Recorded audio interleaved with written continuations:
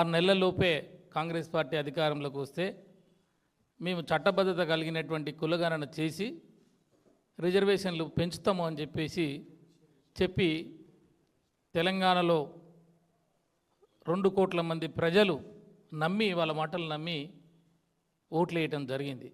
అధికారంలోకి వచ్చిన తర్వాత మీకు తెలియంది కాదు ఏం జరుగుతుంది అనేది.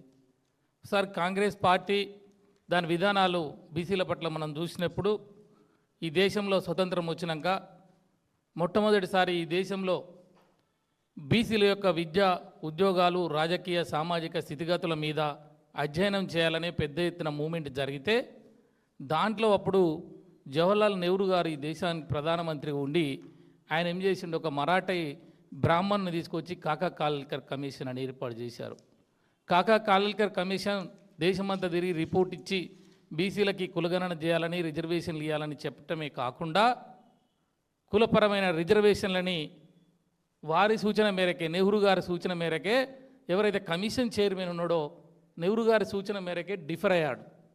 డిఫర్ అయ్యి 1951 నుంచి ఆ అంశాన్ని బీసీల స్థితిగతులు కానీ, జీవన ప్రమాణాలు కానీ, వాళ్ళ యొక్క బాగోగులు కానీ ఏమీ లేకుండా కనుమరుగు చేశారు.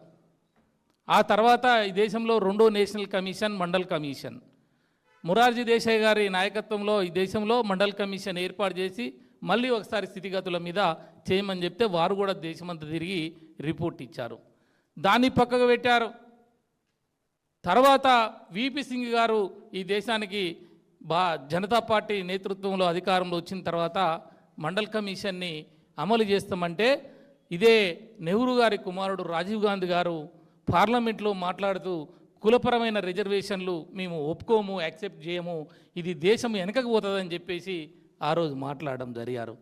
తర్వాత వారి కొడుకు రాహుల్ గాంధీ గారు వచ్చి కామారెడ్డిలో కథ పెట్టి సభ పెట్టాడు. రాజ్యాంగాన్ని సంకల పెట్టుకొని కన్యాకుమారి నుంచి కాశ్మీర్ వరకు తిరుగుతూ ఈ బీసీలని ఉద్ధరించేది మేమే, మాకు ఇక్కడ మొనగాడు ఉన్నాడు, ఫైల్మ్యాన్ ఉన్నాడు, ఈయన నేతృత్వంలో చేస్తామని చెప్పి అనేక రకాలుగా ఎన్ని కథలు పడరో మీకు తెలియంది కాదు. ఈరోజు మేమేమంటున్నాం, ఇలా సుప్రీంకోర్టు జడ్జిమెంట్లు, హైకోర్టు జడ్జిమెంట్లు, ఇది భారత రాష్ట్రపతి కాడికి చేరిన అంశం, కేంద్రం కాడికి చేరిన అంశం, గవర్నర్ కాడ చేరిన అంశం, ఒక ముఖ్యమంత్రి ఈ రాష్ట్ర రాజధాని ఢిల్లీలో ఏఐసీ నాయకుల సమక్షంలో, ఎంపీల సమక్షంలో, కొందరు ముఖ్యమంత్రి సమక్షంలో పవర్ పాయింట్ ప్రజెంటేషన్ ఇస్తూ నేను చేయబోతున్నా, ఉద్ధరిస్తబోతున్నా, నేనే ఆదర్శం కాబోతున్నా అని చెప్పాడు. ఆఖరికి ఏమైంది? అలా బొక్క బొర్ల పడ్డాడు. నీకేమన్నా నీతి, జాతి, నీకేమన్నా చట్టం మీద అవగాహన ఉన్నా వెంటనే నువ్వు ఈ ముఖ్యమంత్రి పదవి నుంచి దిగిపోవాలని చెప్పేసి మేము డిమాండ్ చేస్తూ ఉన్నాం. ఈ రాష్ట్ర బీసీ వెల్ఫేర్ మంత్రి ఎవరైతే ఉన్నారో వాళ్ళకి ఏమాత్రం కూడా నాలెడ్జ్ లేదండి దీని మీద. ఏం జరిగిందో తెలియదు సుప్రీంకోర్టులో, బీహార్లో ఏం జరిగిందో తెలియదు. 500 రూపాయల కోట్లు ఖర్చు పెట్టి వాళ్ళు మొత్తం కూడా కులగణన చేసి డోర్ టు డోర్ సర్వే చేసి రిజర్వేషన్లు పెంచుతూ జీవో ఇచ్చి ఆర్డినెన్స్ ఇస్తే ఆర్డినెన్స్ పాట్నా కోర్టు కొట్టేసిననే అంశం అంత క్లారిటీగా ఉన్నా కూడా వాళ్ళు పట్టించుకోలేదు. తమిళనాడులో ఇట్లా జరిగింది, ఇట్లా చేయాలని చెప్తే దాన్ని పట్టించుకోలేదు. కాంతరాజన్ గారు కర్ణాటకలో ఇట్లా చేశారని చెప్తే దాన్ని పట్టించుకోరు.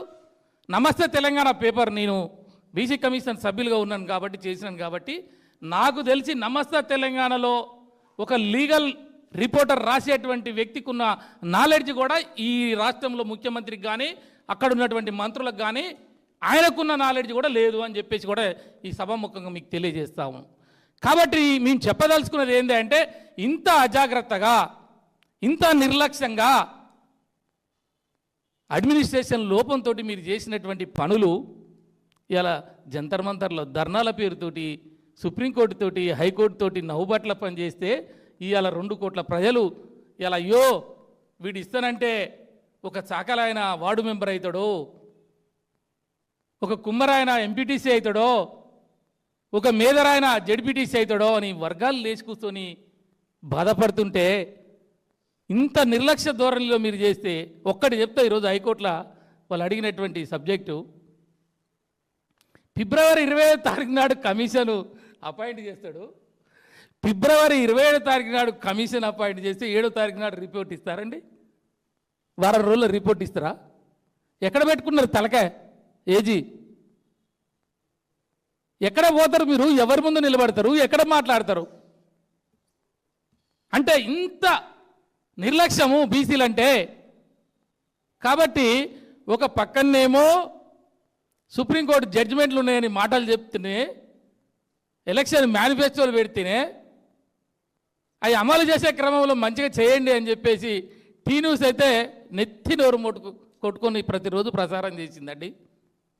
టీ న్యూస్, నమస్తే తెలంగాణ బీసీల పక్షాన బీఆర్ఎస్ పార్టీతో పాటు 50% ప్రొటెక్ట్ చేశారు. ఏం మాత్రం అంటే మీరు జర్నలిస్ట్ మిత్రులందరూ మీకు తెలుసు, వాళ్ళు రాసిన వ్యాసాలు కానీ ఎప్పటికప్పుడు అప్డేట్. కనీసం అది చదివినా వాళ్ళకి తెలివి వచ్చేదండి. ఇలా నవ్వుబరస్ కలపనేసి ఒక్క నిమిషంలో ఆయన పక్కకేసిండు.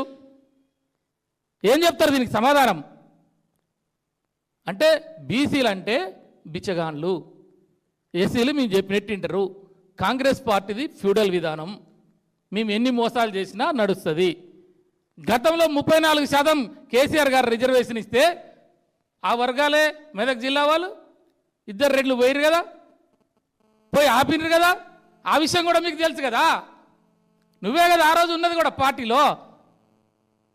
మళ్ళీ ఈరోజు నువ్వు వద్దురా నాయన అని చెప్పేసి అంటే ఇటు జీవో ఇస్తేవి, జీవోతోటి నేను ఉద్ధరిస్తా అంటివి, మళ్ళీ నీ మనిషిని తీసుకుపోయి పిటిషన్ ఇస్తేవి.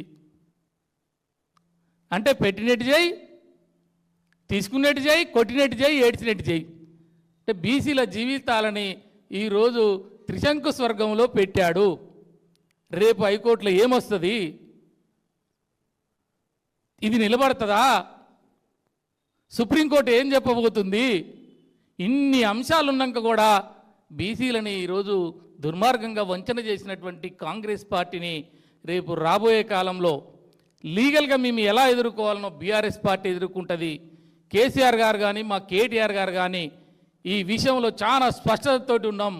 మొదటి నుంచి కూడా 9th షెడ్యూల్ తమిళనాడులో ఏ రకంగా రిజర్వేషన్లు వచ్చినాయో ఆ రకంగా మీరు తీసుకుపోండి అని చెప్పినా కూడా వినకుండా ఈ రకమైన దుర్మార్గమైన విధానాలతోటి వంచన చేసి, మోసం చేసి, దగా చేసి బీసీలని నిట్టనిలున ముంచిన ఈ ముఖ్యమంత్రి ఆ పదవిలో 24 గంటలు కూడా కొనసాగటానికి వారికి అర్హత లేదని చెప్పి మేము డిమాండ్ చేస్తూ ఉన్నాం.